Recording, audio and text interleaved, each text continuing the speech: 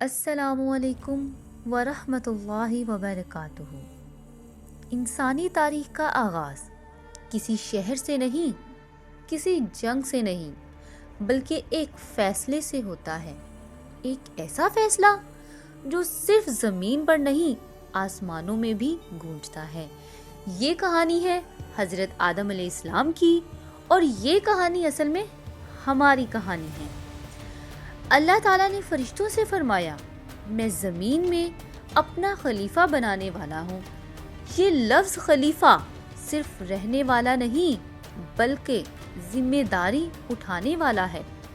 فرشتے بولے، کیا آپ وہاں ایسی مخلوق پیدا کریں گے جو فساد کرے اور خون بہائے؟ یہ سوال نافرمانی کا نہ تھا، نہ ہی شک کا تھا، بلکہ حکمت کی تلاش تھی۔ آپ لوگوں کو بتاتی چلوں، انسانوں کا زمین پر آنے سے پہلے جنات زمین پر رہتے تھے، اور انہوں نے آپس میں اتنے فساد جھگڑے کیے کہ آپس میں ایک دوسرے کے خون بہا دیے اور سب کچھ خراب کر دیا۔ اس وجہ سے فرشتوں نے اللہ سے یہ سوال کیا۔ اللہ تعالیٰ نے جواب دیا، میں وہ جانتا ہوں جو تم نہیں جانتے۔ یہاں انسان کے لیے پہلا سبق چھپا ہے۔ اللہ کے فیصلے کا پورا منظر صرف اللہ جانتا ہے۔ اللہ تعالیٰ نے آدم علیہ السلام کو مٹی سے پیدا فرمایا، لیکن مٹی کمزوری کی نشانی نہیں، تواضع کی علامت ہے۔ اللہ نے حضرت آدم علیہ السلام کو جس مٹی سے بنایا، وہ مختلف جگہوں سے لی گئی تھی اور مختلف مٹی تھی۔ پھر اللہ نے آدم علیہ السلام کو اسماء الاشیاء کے نام سکھائے، یعنی کہ چیزوں کی حقیقت۔ یہ وہی مقام تھا جہاں فرشتوں نے تسلیم کیا، یا اللہ ہمیں صرف وہی علم ہے جو تو نے دیا۔ انسان کی عظمت جسم میں نہیں، نسل میں نہیں، علم اور سمجھ میں ہے۔ پھر اللہ کا حکم آیا، آدم کو سجدہ کرو۔ یہ سجدہ عبادت کا سجدہ نہیں تھا، بلکہ اللہ کے حکم کی اطاعت تھی۔ سب فرشتوں نے بنا سوال سجدہ کیا، لیکن ایک مخلوق رک گئی، ابلیس۔ ابلیس نے کہا، میں آگ سے ہوں اور آدم مٹی سے، میں بہتر ہوں۔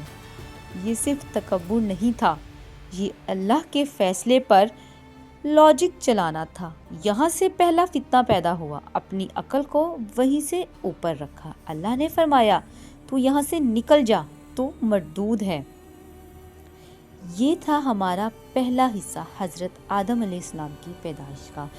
اس حصے سے ہمیں یہ سمجھ آتا ہے کہ گناہ کا آغاز نافرمانی سے ہوتا ہے، ہلاکت کا آغاز تکبر سے ہوتا ہے، اور رحمت کا راستہ اطاعت سے کھلتا ہے۔ ابلیس نے سجدہ نہیں کیا، آدم علیہ السلام نے بعد میں توبہ کی، اور یہاں سے دونوں کے راستے الگ ہو گئے۔ اگلے حصے میں ہم دیکھیں گے جنت، جہاں کوئی دکھ نہیں تھا، لیکن وہاں بھی ایک امتحان تھا، اور ایک ایسی غلطی جو صرف آدم علیہ السلام کی نہیں، پوری انسانی نسل کی کہانی بن۔ اگلے حصے میں ہم دیکھیں گے حضرت آدم علیہ السلام اور حضرت حوا علیہ السلام کا جنت میں رہنا، اور وہ چیز جس سے منع کیا گیا تھا۔ اگر آپ لوگوں کو یہ کہانی پسند آئی ہے تو چینل کو سبسکرائب کریں اور ویڈیو کو شیئر کریں، تاکہ یہ علم اور ثواب دونوں بن جائے۔ اللہ حافظ۔